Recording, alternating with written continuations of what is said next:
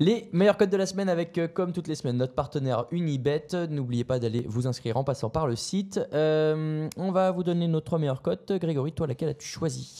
Donc Titans 1,88 par rapport à ce que je disais tout à l'heure. C'est vrai qu'il y a ce redynamisme, on dira, depuis face aux Colts. Ce redynamisme trouvé depuis la bye week de la part de Tennessee, notamment offensivement, un jeu un peu plus équilibré, ce qui ne me paraît pas encore forcément le cas du côté d'Indianapolis. Donc Tennessee pour moi. Très bien. Moi, j'ai pris Minnesota qui est à 2. Ça a augmenté depuis hier, j'ai vérifié. Donc, moi, comme on l'a dit tout à l'heure, Minnesota, c'est une équipe d'expérience. Encore plus dans un match de prime time et encore plus face à cette équipe de Chicago. Moi, je vois beaucoup de bonnes choses en leur faveur. Donc, j'y vais avec Minnesota à 2. Ça me paraît une bonne cote.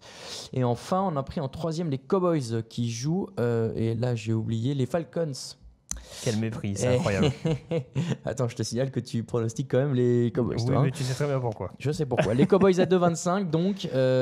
Non, mais on l'a dit, la clé, c'est de réussir à arrêter Ezekiel Elliott, ce qui n'est pas évident. Et si ce n'est pas le cas, ça peut faire très mal aux Falcons et faire beaucoup de bien aux Cowboys. Ils ont une bonne défense depuis le début de la saison. Aussi. Donc, pour réussir à contenir le jeu aérien, qui est la seule vraie force, on dira, offensivement d'Atlanta, c'est pas impossible. C'est pas impossible. Les Cowboys à 2,25. Donc, ces 3 codes. Titans à 1,88. Vikings à 2. Cowboys à 2,25. Pour un combiné 10 € misé, vous avez 84,6 € de gain potentiel. C'est pas mal du tout pour un combiné de la semaine. Donc, voilà, si vous sentez d'humeur joueuse, n'hésitez pas, avec modération, bien sûr.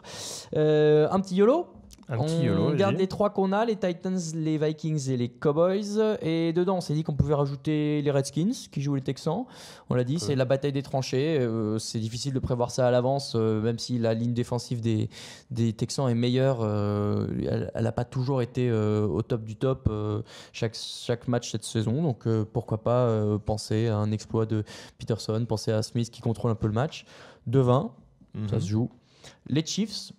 On a parlé aussi longuement de ce match contre les Rams, 2,25, mais il y a quand même des gros 2,25 la cote pour les Chiefs, mais il y a quand même des gros des gros points forts aussi du côté des Chiefs. Ah oui, plutôt, on n'a pas parlé, mais oui, un Travis Kelce par exemple qui peut apporter, Karim Hunt qui est en feu, qui est bien ces dernières semaines. Évitons d'être en feu du côté de la Californie. Et enfin, dernière cote, les Buccaneers qui jouent les Giants. Les Buccaneers à 1,88. Quand tu joues les Giants, je trouve que c'est toujours une bonne cote. C'est un peu triste pour New York, mais c'est malheureusement vrai.